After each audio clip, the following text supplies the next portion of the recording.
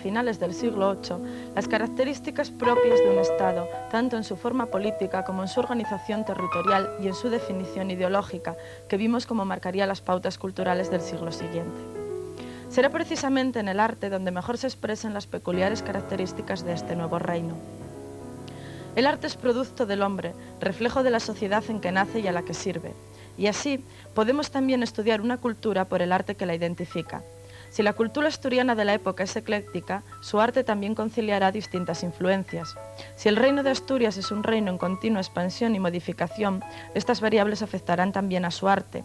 Si la monarquía es la institución principal y la más fuerte, el arte será palaciego y cortesano y dependerá en buena medida de la personalidad de cada rey y de la coyuntura de cada reinado. El arte prerrománico asturiano tiene 3 períodos bien diferenciados y nombrados por los reyes que los fomentaron: Alfonso II, Ramiro I y Alfonso III.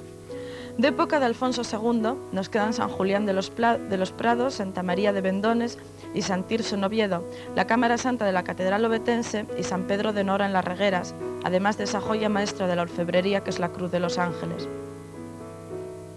El período ramirense será uno de los más brillantes e innovadores del arte asturiano. Conservamos 3 construcciones muy significativas: el Palacio del Naranco, la Iglesia Palatina de San Miguel de Lillo y Santa Cristina de Lena, probablemente iglesia de otro palacio. La arquitectura de la época de Alfonso III encaja también perfectamente con el momento histórico que atraviesa el reino astur, lanzado a la reconquista. Se continúan los logros constructivos alcanzados por Ramiro y se introducen nuevos elementos traídos de fuera, concretamente de influencia musulmana mozárabe, recuperándose otros de origen visigodo. Del reinado del Magno nos quedan las iglesias de Santo Adriano de Tuñón, San Salvador de Valdedios, San Andrés de Bedriñana, Santiago de Gobiendes y San Salvador de Priesca. En orfebrería destaca la Cruz de la Victoria, labrada en el taller real, y en Oviedo tenemos una interesante construcción civil, Foncalada.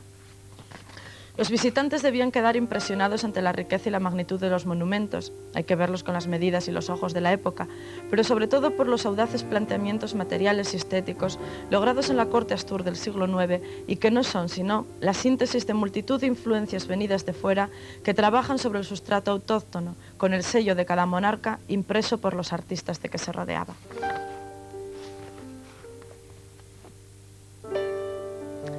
Lo primero que tendríamos que comentar será un poco hasta qué punto tiene validez esa definición del arte asturiano como prerrománico. Bueno, la definición realmente es ambigua, porque bueno, está introduciendo una consideración de los monumentos o del arte en general como antecedentes del románico, ¿eh? Y realmente yo creo que empobrece las múltiples características y significantes que tiene el propio momento, las propias manifestaciones artísticas de Asturias en esta época, ¿no? Porque al arte asturiano le podemos dar una dimensión propia por sí mismo. Sí, aunque tú acabas de citar efectivamente que hay cantidad de sustratos, hay una base de influencias, efectivamente. O sea, como todas las manifestaciones artísticas que se dan desde el siglo V hasta el siglo XI, evidentemente hay ahí una serie de relaciones, de interrelaciones en todo el Mediterráneo y en todo el área de influencia que al mismo tiempo, bueno, están germinando, buscando un lenguaje apropiado, personal. Pero evidentemente hay una relación entre ellos realmente, bueno, fuerte o clara, ¿no? El arte, como el término, por ejemplo, arte asturiano, podría acercarse, pero de todas maneras es, yo creo que bastante ambiguo, puesto que como arte asturiano tendríamos que matizar claramente a qué nos referimos, ¿no? O arte prerrománico también, ¿no? Arte prerrománico asturiano. Parece que inmediatamente va a incidir va a marcar la evolución del románico asturiano, ¿no? ¿Cómo lo llamaríamos entonces? En este aspecto quizás hay un término bastante sugestivo, que es el término arte de la monarquía asturiana. Es bastante sugestivo porque por una parte inserta el arte prerrománico dentro de una historicidad, dentro de una acotación temporal muy concreta. Y por otra parte, pues también, aunque sea de forma indirecta, hace alusión a la importante labor de mecenazgo artístico, de patrocinio llevada a cabo por los monarcas astures. y que luego hablaremos de ella. A mí me gusta lo del arte de la monarquía asturiana, sobre todo nos viene muy bien dentro del programa. Bueno. No, Pues pero además entonces, yo creo que es más... vamos con este arte de la monarquía asturiana. Había citado antes a 3 monarcas concretamente, Alfonso II, Ramiro I y Alfonso III, que bueno, más o menos estos ya hablaremos de ellos en detenido, pero antes, ¿qué hubo? Cuando la corte andaba por ahí, la capital andaba danzando y los reyes todavía no eran, como había dicho en nuestro anterior programa Fernández Conde, reyes como Dios manda, ¿qué pasaba con el arte en Asturias? Hay una primera etapa muy mal conocida que pudiéramos denominar como fase paleoasturiana, que abarcaría globalmente pues, todo el siglo VIII. En realidad pues, es un periodo muy oscuro, del cual tenemos pocas certezas, pocas evidencias. ¿Qué evidencias tenemos? Pues fundamentalmente Santianes de Pravia nos proporciona el modelo referencial de toda la etapa. Es un edificio bastante problemático, pero lo que de él se deduce es que parece ser que existe una línea de continuidad entre lo visigodo y lo paleoasturiano. Vendría a ser como una especie de fase de articulación entre la tradición hispano-visigoda y el arte asturiano ya más desarrollado a partir de Alfonso II. Como arte de transición, incluso no solamente en el terreno del edificio, vamos, en cuanto a edificios religiosos, sino también Fernández Conde presenta un relieve tremendamente interesante, sí. porque bueno, el relieve parece dar muestras de la existencia de una arquitectura civil, donde incluso las características formales, técnicas que se dan a través de ese interesante relieve, parece que adelanta un poco... Sí, apuntan al mundo tardoantiguo, claramente, sí. Y adelantan lo que vamos a ver inmediatamente después, en la etapa de Alfonso II, incluso de Ramiro I, ¿no? Y además de Santianes de Pravia, ¿tenemos alguna otra cosa así de especial relevancia, interés? Los vestigios son muy limitados. Ahí Hay está. que tener en cuenta la desaparición de importantes monumentos, como por ejemplo la ermita de la Santa Cruz en Cangas de Onís.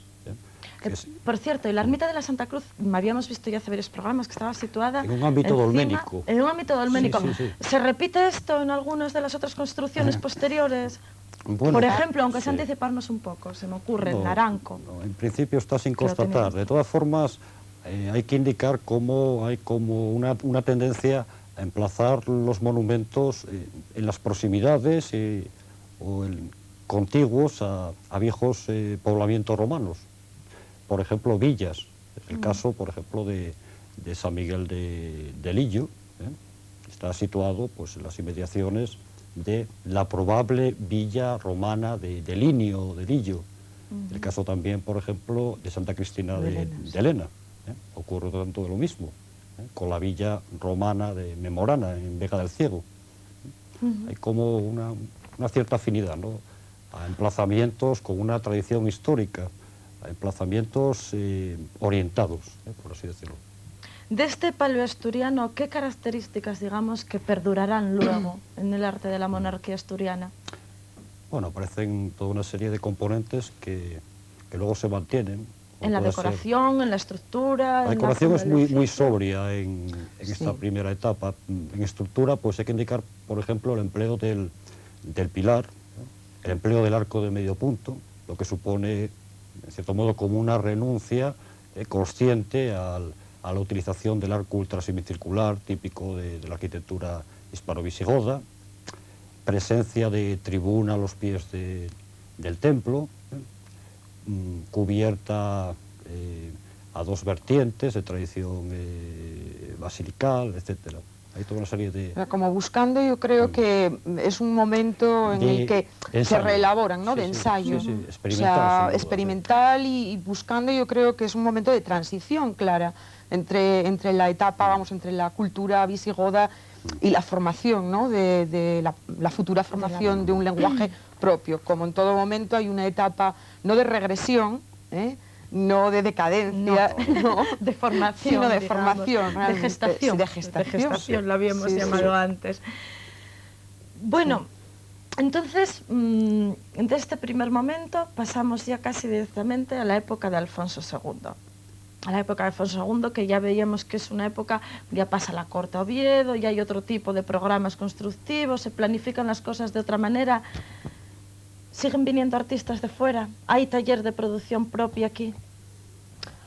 Pues tan difícil, la verdad, vamos, difícil de decantarse decididamente, puesto que no hay tampoco ni fuentes, ni hay contratos que nos digan bueno, la procedencia de esos artistas y quiénes eran, sus nombres. Realmente ni en Asturias ni en ningún otro sitio en la Alta Edad Media, ¿no? Sí. O sea, es una constante que vemos, bueno, pues en todo el mundo tardoantiguo y en toda la Alta Edad Media. O sea, difícilmente vamos a encontrar los famosos contratos hechos pues por el mecenas, en este caso por la corte, y los artistas venidos de fuera, ¿no? Ya, realmente, o sea, ahí es difícil hablar de un taller venido pues de Oriente, del occidente carolingio. No, yo era por más que nada situar un poco las influencias, que habíamos hablado tanto de que es influencias, que si vamos a tener mozárabes, que si influencias visigodas, y era por situarlo un poco. O sea, son influencias que la cogen artistas, digamos, autóctonos, locales, propios, que tienen aquí, trabajan. Bueno, no se puede saber, pero para acercarnos un poco, para poder entendernos todos mejor. O esas influencias las traen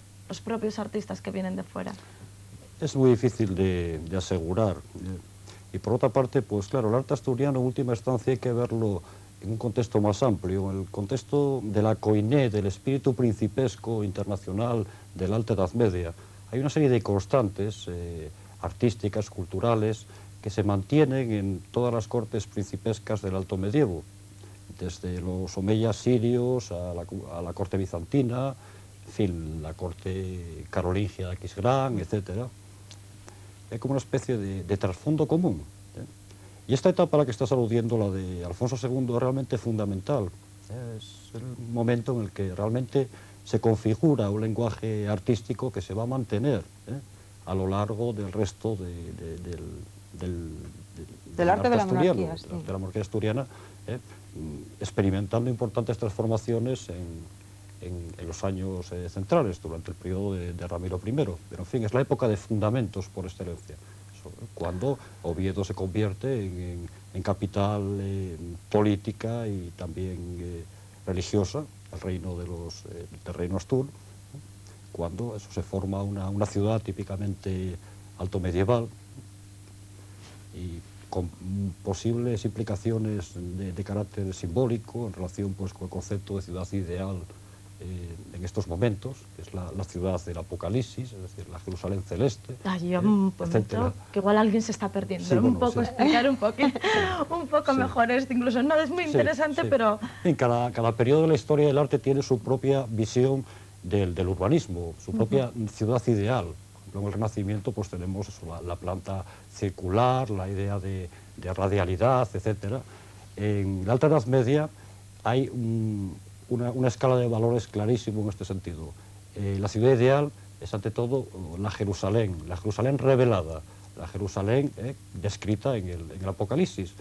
Y hay una tendencia a establecer correlaciones simbólicas entre la ciudad real y la ciudad trascendente, la ciudad prometida. ¿Y esto en el caso de Oviedo cómo se manifiesta? Podría no, es una hipótesis de trabajo, podría haber una cierta correlación. De hecho, es una constante en la cultura del Alto Medievo. Por ejemplo, en el caso de Aquisgrán está claramente demostrado. El propio Constantinopla, o sea, es una norma o un modelo, o sea, la fuente, ¿no? A la hora de levantar un microcosmos, que puede ser la ciudad, el templo, el palacio, el modelo lo da la Biblia, una de las fuentes más importantes. Hay otras también, pero bueno, evidentemente el modelo es la Biblia y el Apocalipsis. Proporciona una especie de escenario modélico que hay que procurar repetir. En cada caso es también la misma concepción del rey, lo es en tanto en cuanto tiene una serie de virtudes que le son reconocidas y por lo tanto el poder le es dado por la divinidad de tal manera que él gobierna en la tierra como Dios gobierna en los cielos. Luego entonces es lógico que la propia ciudad rememore o recuerde el esquema de esa Jerusalén celeste, ¿no? Y en el caso asturiano no sería de extrañar, dada la importancia que tiene ese libro, el Apocalipsis, en la óptica cultural del reino Astur. El Beato. El Beato. Sí. Bien, y precisamente en Oviedo tenemos unos monumentos, los monumentos del Naranco, sobre los que están trabajando, una guía que yo espero desde luego ver muy pronto en la calle, y estos monumentos son de la época de Ramiro. Los fundamentales son de época de Ramiro. Una época de Ramiro que parece ser el momento culminante de todo el arte de la monarquía asturiana, ¿verdad? Parece que se consigue ya todo lo que se estaba ensayando en la probeta, se agitó ya y al final, ¡pum!, salió el producto. La importancia, un poco la importancia, no, un poco esa nueva visión del sentido, aparte ya de interpretar que si los pilares, los tejados, aparte de esto un poco el espacio, toda esa carga mágica, religiosa que tuvo que tener en su día los monumentos del Naranco. Háblenos sobre ello. Bueno, como punto de partida quizás habría que indicar que esa valoración parabólica del arte asturiano como algo que se inicia modestamente y que llega a su culminación durante esos años centrales del siglo, durante la etapa de Ramiro I, para luego entrar en una especie de proceso de decadencia, quizás habría que dejarlo un poco de lado. No, tampoco la etapa de Alfonso III nos supone en realidad una regresión. En muchos aspectos, incluso el arte asturiano se enriquece, se abre hacia nuevos territorios, con la incorporación de aspectos decorativos procedentes del mundo islámico, etcétera. ¿De acuerdo? El punto culminante podría considerarse lo digo desde el punto de vista de que parece que luego ya con Alfonso III son casi tantas las innovaciones venidas de fuera como el producto propio. Entonces, en un momento dado puede parecer que lo de Ramiro sea como más autóctono, ¿no? Más nuestro, más... Bueno, pues vamos a seguir con ello. Son unos edificios pues, de una singularidad y de un valor artístico, histórico-artístico realmente incalculable. Hay que señalar, bueno, que hay muchas facetas a considerar, comenzando por la propia topografía, por el emplazamiento. La topografía pues tiene mucha más importancia de lo que a menudo se le suele dar. La topografía en última instancia no es un epifenómeno al margen de lo social, de lo político, de lo económico, sino que es un signo, y como tal signo hay que descifrarlo. Ese signo tiene un significado. Y en el caso de los monumentos ramirenses, y concretamente de los monumentos del Naranco, pues es realmente muy importante considerar esta coordenada topográfica, el emplazamiento. Ese emplazamiento en un lugar elevado, a media altura del Monte Naranco, dominando un amplio panorama. A los pies se encuentra la ciudad creada por Alfonso II. Es como si Ramiro I hubiese creado en el Monte Naranco una especie de foco, polo de atracción, que sin duda alguna debió incidir sobre lo preexistente, es decir, sobre la ciudad de Alfonso II, modificando en parte sus funciones. Hay que tener en cuenta que la altitud, la dimensión a lo alto, en la Edad Media, tiene una importancia fundamental a nivel simbólico. Un emplazamiento elevado pues, no se erige de forma puramente gratuita o arbitraria. Tiene unas connotaciones simbólicas y jerárquicas también, de dominio, de prevalencia sobre aquello que se divisa desde esa altura. Por otra parte, pues también hay que señalar cómo, en cierto modo, el Monte Naranco podía ser interpretado como una especie de Mont Sacer o monte de salvación. Volvemos de nuevo a las referencias apocalípticas, a la lectio divina del Apocalipsis, cómo se crea una especie de escenario ejemplar que mencionábamos antes, en fin, monte sagrado, iglesia, ciudad santa. Son conceptos que probablemente están funcionando en la visión de ese conjunto principesco erigido por Ramiro I en el Naranco. Me gustaría... Perdona un momentito, que quería completar un poco también. Está erigido además en la Foresta Regia, en un dominio, en un territorio regio. Y por otra parte, bueno, el bosque, el bosque pantalla, la importancia, por ejemplo, del bosque en la Alta Edad Media. Es un elemento atractivo, es un elemento importante dentro de la economía. Concretamente en Asturias, además. En Asturias y en toda Europa. Pero es también lo mágico. Es lo desconocido, lo que es el paralelo al desierto. Por ejemplo, en el mundo oriental, en Europa, no tenemos desiertos y evidentemente lo que tenemos son bosques, o teníamos bosques en la Alta Edad Media. Entonces también ubicarlo en ese pasaje o paisaje maravilloso, ese espectáculo de lo maravilloso, y también una concepción, como no, del palacio como como palacio del bosque sagrado, porque hay una relación muy clara también con la decoración. Ahí quería llegar, Claro. ahí quería llegar. Pongamos que lo retrocedemos todo en el tiempo y entramos. Imaginemos de verdad que está en lo alto del Naranco, que es sobre lo que estáis trabajando, el lugar elevado, el emplazamiento elevado, en el bosque, toda la carga mágica, toda la carga mítica, toda la carga religiosa. ¿Y cómo es la decoración por dentro? ¿Cómo llega y qué se encuentra uno? Porque claro, ahora mismo vemos los monumentos, los pobres desnudos, reconstruidos, fríos. Pero ¿cómo era? No tanto. Yo no creo que sean No, fríos. yo no los veo así, pero En absoluto. oí comentar Pero- a gente que Sí, sí. mira, qué extraño que aquí dentro fuera, parece que extraña como que Sí, el que palacio choca. choca. Sí, sí, Porque sí. no lo sé, a mí me encanta la piedra, Sí, sí. pero No, y además es, bueno, claramente el ver cómo están contextualizados la decoración, ¿no? O sea, no solamente marca un paso, una concepción diferente a la visigoda, la escultura, el relieve escultórico con respecto a la arquitectura. estarían pintados. mm, Vamos a ver, en el caso de San Miguel del Illo es obvio que existe pintura mural.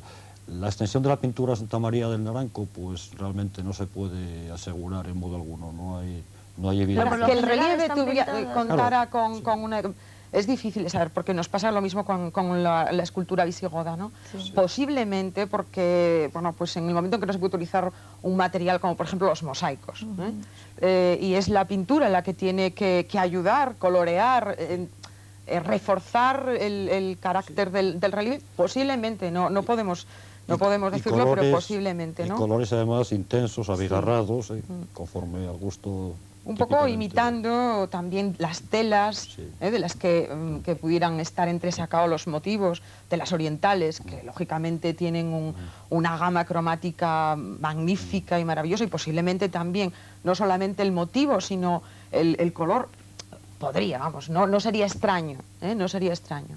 Ahora, en la decoración, la situación de la decoración, aparte de claramente marcar la estructura del edificio, las líneas básicas de la espacialidad del palacio o del propio templo, es interesantísimo sobre todo también constatar la iconografía, ¿no? la decoración, los motivos, la forma de estos motivos, cómo está funcionando claramente la tesaurización principesca altomedieval, cómo se vierten a la piedra, Lo de la tesaurización principesca. se vierten a la piedra pues motivos, un repertorio temático de formas animales o figuradas que están entresacadas pues de aquellos objetos viajeros que el rey recoge porque son prestigiosos. Sí, que atesora auténticamente. Pues Ahí el término. desde tejidos coptos que pudieron estar, coptos, asánidas, bizantinos, sirios,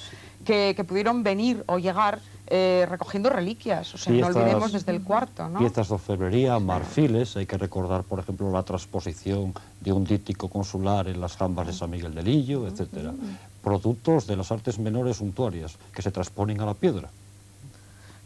Vamos, casi podríamos decir que es tradicional también en Sí, toda la Alta una Edad constante, Media, una ¿no? Es constante, una no constante. es peculiar de Asturias, ni ¿no? mucho menos. Es general en las cortes principescas altomedievales. Con respecto a la decoración ramirense, yo lo que quisiera indicar es que, desde el punto de vista sociológico, se trata de una ornamentación que lleva un cuño claramente aristocrático. O sea, designa los monumentos como producto pues, de una mentalidad de una élite altomedieval, una élite culta, una élite formada pues por hombres de espada y hombres de oración, por velatores y oradores. El mundo de los rústicos en estos momentos, de los campesinos, no se valora, muy al contrario, se desdeña, se menosprecia. Esta minoría hace todo lo posible para aislarse, para alejarse de esa realidad tan obvia, tan cotidiana, tan evidente como era la ruralización de las formas de vida, las formas de producción agraria, etcétera. Para de esta forma evidenciar sus propios valores. Y es muy curioso, tanto en la literatura como en las artes plásticas altomedievales, la figura del campesino y toda referencia a los trabajos agrarios, etcétera, desaparecen por completo. así como en el mundo romano, especialmente, por ejemplo, la decoración de mosaicos, etcétera. Los ciclos agrarios, los trabajos del campo habían tenido una importancia fundamental. Ahora el campesino, el rústici, se eclipsa por completo de las artes plásticas y también de la literatura. En este sentido, la decoración ramirense es netamente aristocrática y podríamos ir un poco más allá, hasta afirmar que los monumentos ramirenses son rústicos tan solo en la medida en que se encuentran emplazados en la foresta, en el bosque o en el campo, pero en modo alguno por su decoración, que obedece a un espíritu elitista por completo. Y común también a todo el Mediterráneo, a otras cortes, ¿no?, mediterráneas, Sí. que puedes buscar pues desde Transcaucasia a Bizancio, a los palacios omeyas o al mundo carolingio, ¿no? Tenéis medio minuto, tienen Oh. medio minuto para hacer una valoración final sobre el arte de la monarquía asturiana y la importancia que puede tener para Asturias, el futuro de este arte que antes hablábamos. Bueno, pues se trata de un arte de una importancia realmente trascendental. Y un arte sorprendente. Parece mentira que en un reino con tantas limitaciones, y limitaciones territoriales, el relativo aislamiento, etcétera, haya surgido un proceso de renovatio, de renovación cultural tan intensa y particularmente manifiesto en el campo de las artes plásticas.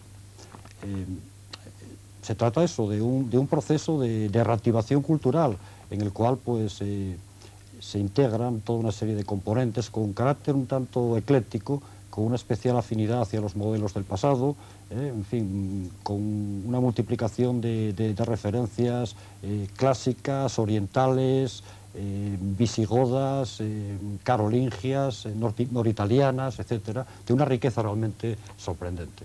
Y lo concerniente a la proyección de nuestro arte prerrománico, pues es indudablemente importantísima para Asturias. De acuerdo, muchísimas gracias, no nos podemos extender más. Gracias Juana Gil, gracias Fernando Marín, gracias también a ustedes por su atención. Y la semana que viene retomamos el curso de la historia otra vez en la Alta Edad Media. Serán tiempos menos brillantes cara a la galería, pero muy fructíferos dentro de la región. Hasta la semana que viene, muy buenas tardes a todos.